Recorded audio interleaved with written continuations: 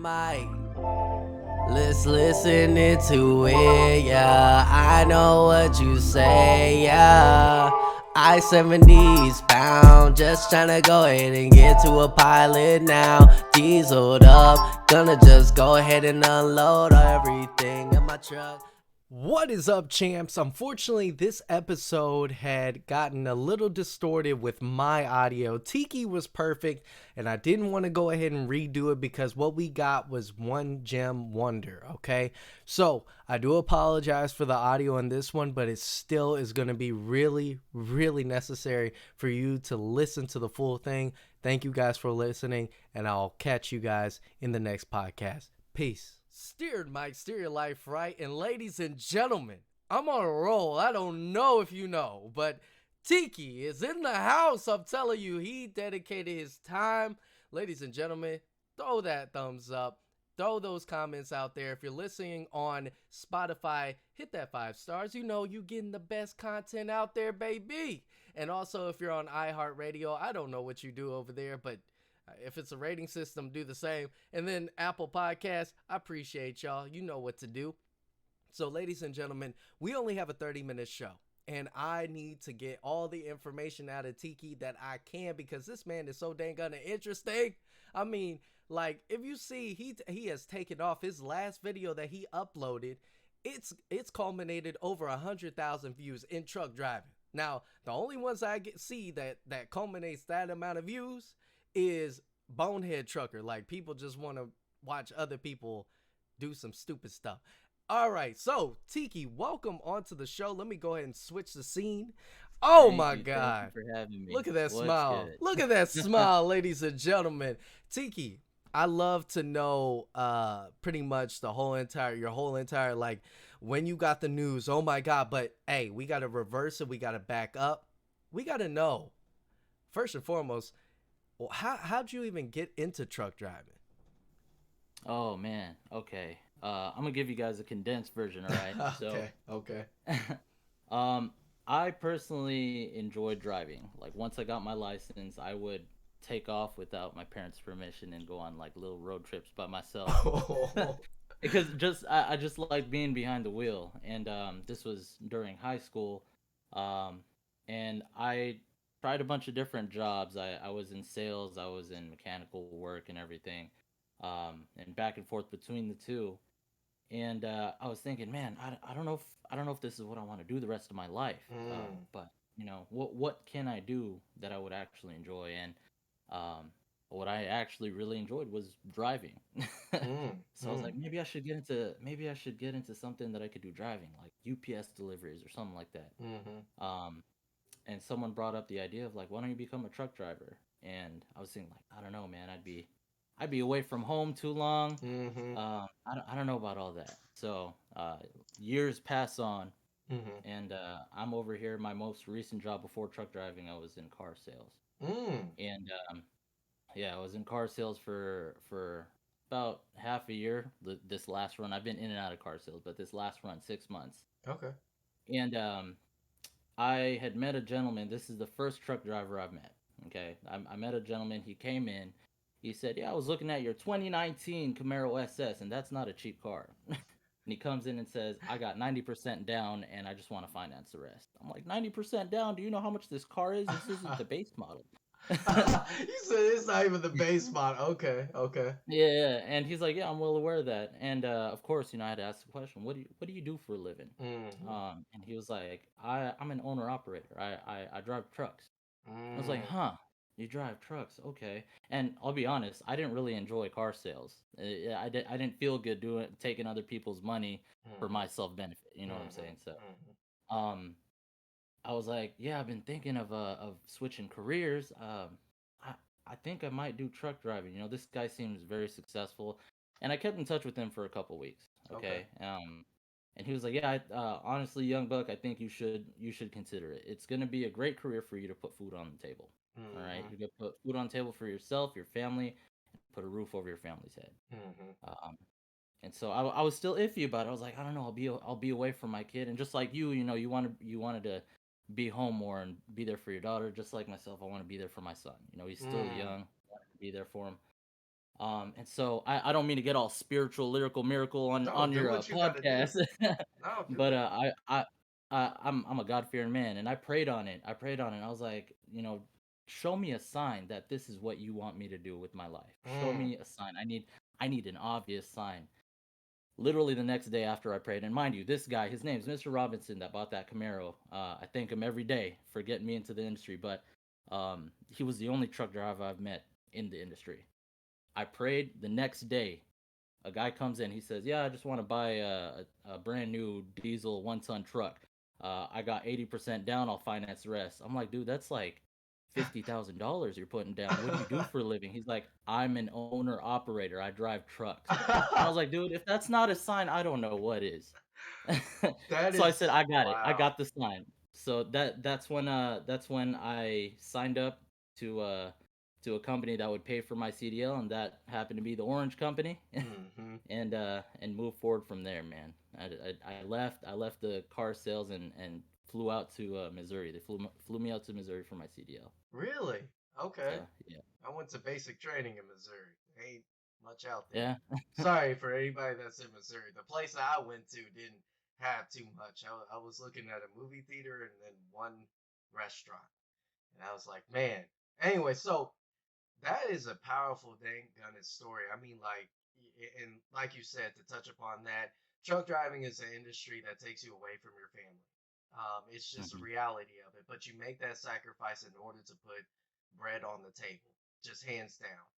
And that's what motivated me. I was at one point unable to pay my the daycare, pretty much, and I was sitting there like, dang, I can't even afford $100 and some a week. What do I got to do? I'm in the warehouse. What kind of move do I got to go to? So with being in trucking, the experience that you have gotten, especially going all over, do you find it beneficial? Do you think it's an industry for new people to actually come into from your perspective? What do you mean by new people? Like, if they're in the warehouse, maybe they're at a Oh, dead end job. Do you think this is who are the right people that should be in truck driving? gotcha. Um, Honestly, man, it's. I feel like it's an industry you have to be very careful with. Mm, It's very dangerous, as I've learned firsthand being out there. It's extremely dangerous. It could definitely get you out of your mental, and mm, you have to be in love with the industry for you to be able to survive in the industry. mm, So a lot of people, what I try to emphasize is, a lot of people consider the truck driving industry, like I have cousins and everything. I tell them the potential of what you can make once you go out on your own or work for a small company, and they're like, "Oh, maybe I should get into truck driving." They mm. hear the dollar sign, but they don't realize it's a completely different lifestyle. And I learned that quick. I did not realize it was such a change in lifestyle. Who you And telling? so it right? And so I guess if someone's working in a warehouse, they're like a forklift operator or whatever, and they want to get into the industry, just practice due diligence and do your research, because it's not just a job. It's a whole new lifestyle. Exactly. Exactly. I when I first got into it, I looked at the showers at a pilot. I said, "Oh my God, I don't know if I could do this." But it is a You know, I lifestyle. Go ahead, I go ahead. did the same. I did the same thing.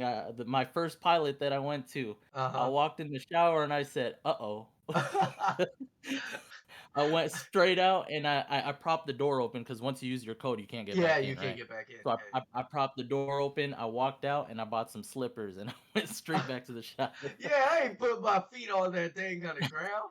Man, oh man, this guy, it You never reminded know. me. You never You know. never know. I mean, when I was in the military, I saw dudes piss on the floor while taking a shower. I said, oh heck Yeah. no. I said, hey, I'm gonna take a bird bath, but eventually I got over it. I said, hey, I'm gonna have to deal with it. So, in your travels to the many states that you've been to, which, for anybody that doesn't know, head on over to Tiki's channel. It'll be down in the description. That was a lot of D's in one sentence. And so, pretty much, you guys got to go check him out. I mean, his content is just all inspiring. And if you want a closer look into what the truck driving field looks like, you're going to get it over there.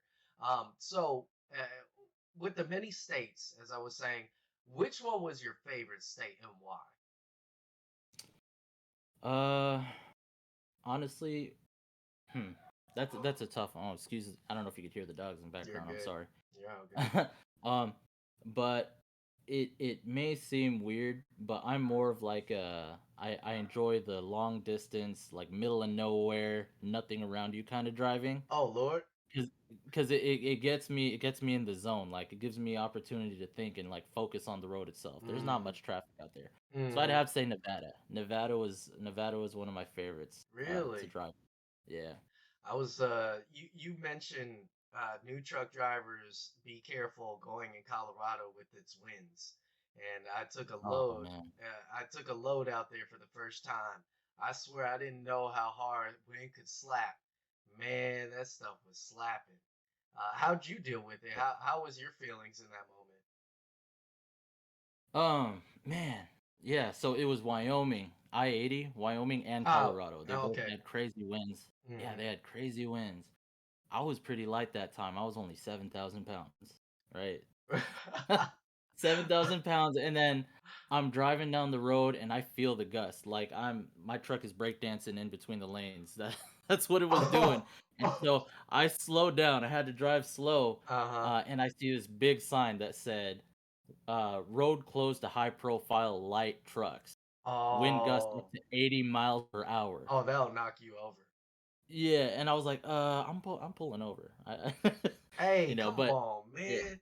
And the Orange Company, that listen, somebody that's a rookie, there's been so many rookies that go out there and then all of a sudden they just bypass that sign and then they're on bonehead truckers or their trucker fail. But yeah, you got somebody that's taking the right precautions. And we're not I don't want to get into it, but ooh, you were thinking ahead. Mhm. So with the balancing, going a little bit back with truck driving, are you positive that you're able to balance truck driving and your home life, or do you have an understanding? I have an understanding. I'm not saying I have it balanced to a T. Hmm. Um, Man, for those that are trying to get out there and are in a relationship and have a family at home waiting for you, um, you have to be 100% and have a, a a great understanding between you and your partner and your family. Hmm. Otherwise, it's just gonna fall apart once you're out on the road. Because even with the understanding between me and my partner, there's some difficult times. I'll be honest, and I've only been out on the road for like 7 weeks. Mm. So yeah. Man, I tell you, I try to bring myself home, but a lot of people think, okay, I'm gonna get myself home and I'm gonna be able to be home every day. But the reality is, even though I was home every day, and I said that word a lot, I was not Hmm. home every day. I went home tired because I was working a 12 to 14-hour shift. And I talk to other veteran truck drivers, experienced truck drivers, and they tell me the same thing. You got to have a partner that is going to realize that you gained a skill that allows them to have a different life, and that means with a different life means a different life. It's not Hmm. I'm a lawyer, I'm a doctor, I can come home. Even those fields you have long days. But at one point you're going to be able to take that vacation. You're going to be able to take that time and regroup and provide for your family. So, do you believe that? I want to ask this question. Now that you have moved on from the Orange Company, what are your plans? What's going on? Can we get a little Ooh. insight into Tiki? Ooh. um. So what I've been doing is just enjoying my home time. It's since I'm planning on continuing in the industry, I'm not Okay. giving up. It's something that I've fallen in love with, Mm, honestly. Um, but right now I'm just enjoying my home time, and I'm talking to other companies right now, small companies, no mega carriers, and I'm practicing my due diligence. Like I want to be 100% sure I'm in the right hands when it comes to getting back into a truck. So. hmm. Yeah, I don't want to give out too much. I'm pretty close with a couple of companies, but yeah, Okay. I'm just practicing that due diligence. Okay. Okay. When you see a lot of like older experienced drivers out there and they tell you what to do, what is your normal reaction? Do you kind of listen to them? Do you take what they say? Do you believe them? What's your stance on experienced truck drivers? Experienced truck drivers. So I know a lot of them. It depends on who you talk to, and it's hard to tell. Hmm. But some of them, a lot of them are fluff, and some of them are serious, Hmm. right? So some will exaggerate a situation, while some will be completely honest. So me personally, I take it with a grain of salt. If I see repetition in what I'm hearing from different people, I'll be like, okay, so that obviously has to be the truth in the industry. Hmm. So I'm careful about what information I absorb. I'll take it and I'll put it in my pocket, Hmm. and when I hear it again, I'll pull it out and be like, "Yep, that's the same thing." Mm. So when you said pulling it out your pocket, what's the biggest lesson that you've learned without any guidance or anything when driving a truck, being backing or anything like that? What kind of big lesson Mm. have you learned? Big lesson I've learned. Man, people do not care about you on the road. I thought they were exaggerating. I was like, "You're probably just grumpy on the road." No, it is true. It They is don't true. care. Oh man, Have you been to LA? Florida? Not yet. Oh Not my yet. God. Okay, so LA, LA, LA. So LA, the lanes are narrow, and people just don't want to be behind you. And Mm. like when people merge, there'll be like two football fields behind you, but once the merge is about to end, they'll even hop on the shoulder just to get around you. Oh my Speed up God. and hop around. Yeah. Which is dangerous. Man. And I'll admit I'm a little bit of a hothead, Mm-hmm. and Mm-hmm. it's I've had to like calm down, and I'm working. I'm working as a professional driver. I have to keep Mm-hmm. it professional. Mm-hmm. So there's been so many times where I just had to woosah while driving. I need So some of that. I need some of that because I'd be like, I would sit there and I'm cursing you all the way from A to B to C to D and all everything. mhm, And yeah, they don't care. In Florida, no, I just saw the craziest stuff, man. I mean, I'm talking about like here in Indiana, they're a lot more respectful, but they'll cut you off with like that much room. And it's just like, what is wrong with you? Chicago's bad too. I'm like, I've Jesus. heard. I've Oh heard. man, when I was doing intermodal with the Orange Company, I had a whole entire car in front of me. I didn't even know was there. I was just like, what the heck? Like they were under the hood. I mean, it was a long nose, so I was just like, bro, your life. Do you not care about your life? And Oh man. so, another question that I have is being with or going for small carriers. Mhm. Obviously, a lot of people want to go for that. How would you recommend somebody to do it if they already got their CDL? They got their like a month or two experience. What is your best advice? How did you get your foot in the door to even get it into the conversation? So what I've been using as a resource, it's a pretty popular resource, and I'm sure everybody's heard of it, but it's the almighty Craigslist. Oh, Yeah, yeah. So a really? lot of these small companies, they don't know how to pay for marketing. They're still small to the point where they don't Hmm. know that they can pay for advertisements on Facebook or whatever.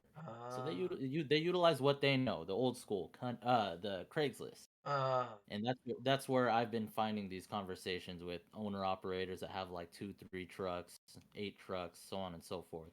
okay. Um, but yeah, you just got to be very careful because it's not them interviewing you. You got to interview those companies and Oh, get squeeze them like an orange. Get all the juice you can out of them to make sure you're getting yourself involved with a good company. nah, that's some smart. Hey, I think we just got a dime right there. I'm talking about dime piece information, ladies and gentlemen. I had no, you just blew my mind, dude. Like, I did not know I could do that. Oh my Yeah. God, that's crazy. Now, okay, so with truck driving, obviously you took it to YouTube, right? I gotta watch my time, Mhm. but you took it to YouTube, and what made you even want to start a channel? Period. Okay. So I like this question because I keep talking to my girl about this. Mm. Mhm.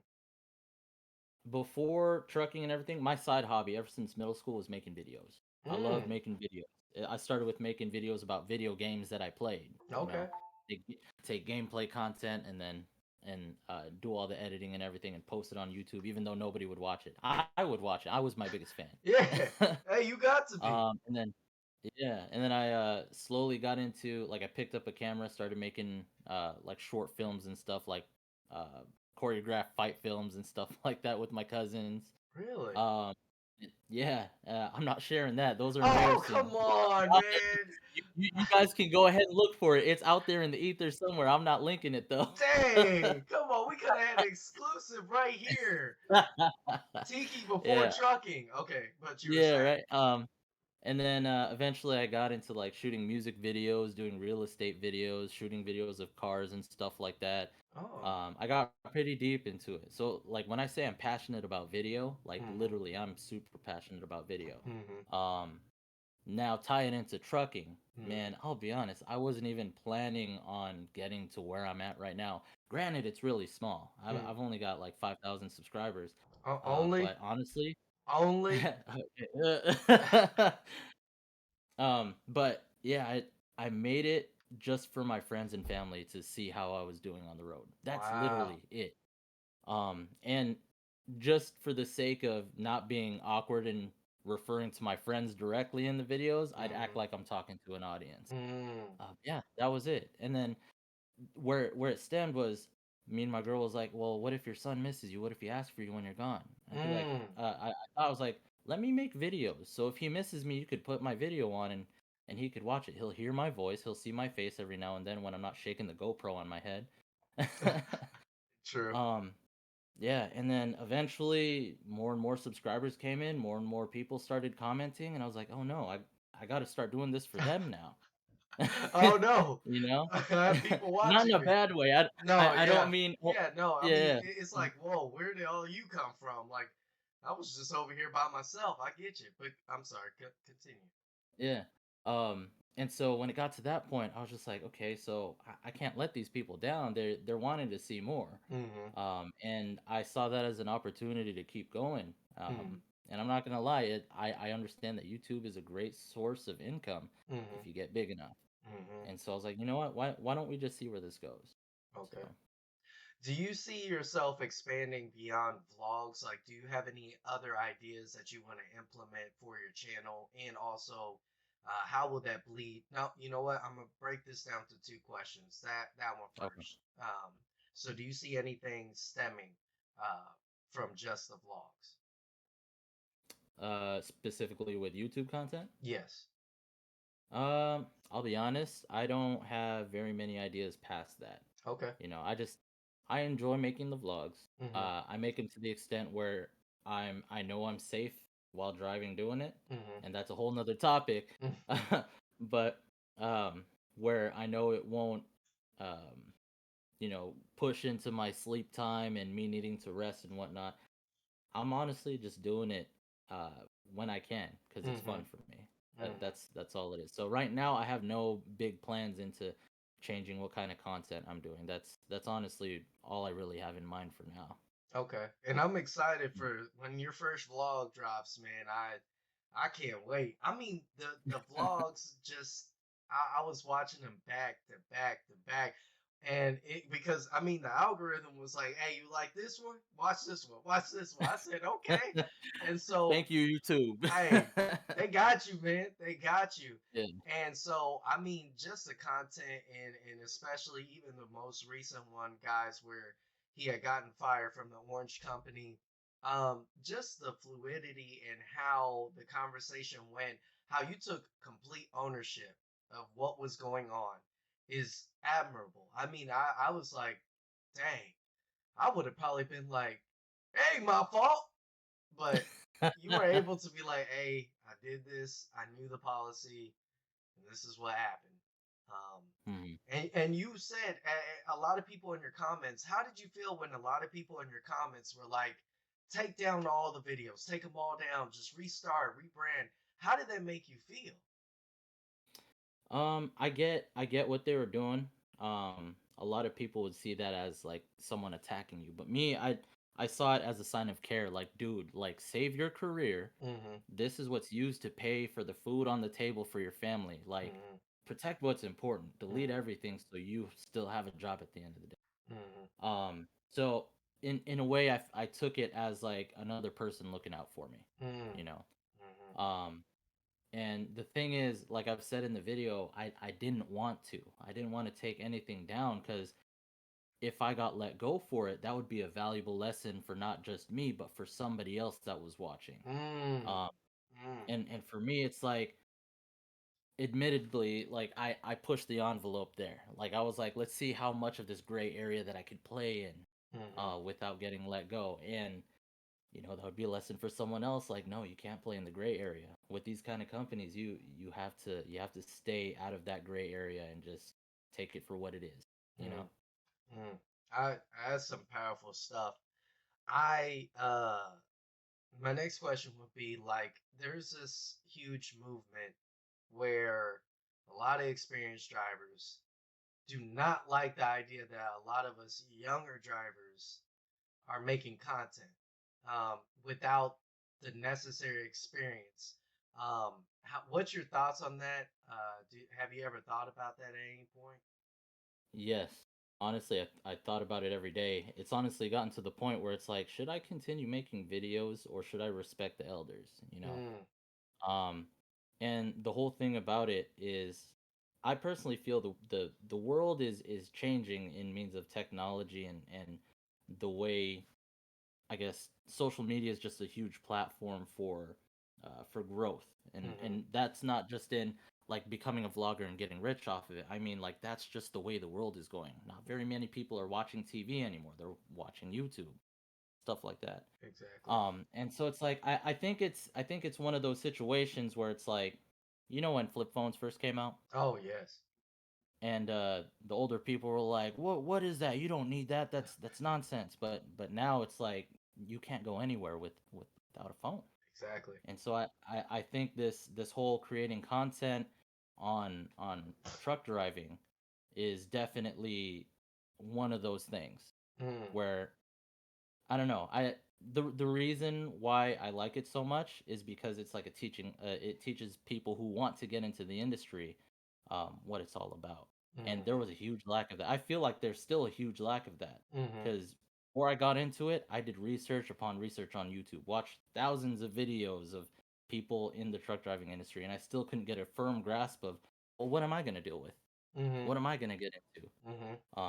So I guess to answer your question, sorry, I'm going on a tangent, No, no, but no, no. Yeah. I I feel like it's a great way for the new generation to learn about the industry and make a decision on it before actually jumping into it and making a mistake, you Mm-hmm. know? I remember when I was pushing a very cold cart in the warehouse, and we weren't allowed to have headphones in, so I had a hat on, and I just listened to a bunch of content, but I kept running into the same content over and over and over again. Sorry, ladies and gentlemen, we are back, but pretty much I put a hat on and I listened to it. I kept running into the same kind of stuff. And then I go on YouTube today and there's just a plethora of content. There's female truck drivers that are influencing females to come into the industry. We all know it's a male dominant industry. And then we also have, different races breaking into the industry, showing their perspectives, and I really enjoy it. I love it because being a truck driver right now is not a good thing. Like, people don't respect truck drivers, period. There once was a time in this industry where truck drivers were they were like awed upon. They were like, "Hey, can you pull it, please? Pull it." You don't even get that anymore. I only got that Yeah. once, and I just started. So when you tell your friends, your family, or people you meet, how does it feel to say I'm a truck driver? All right.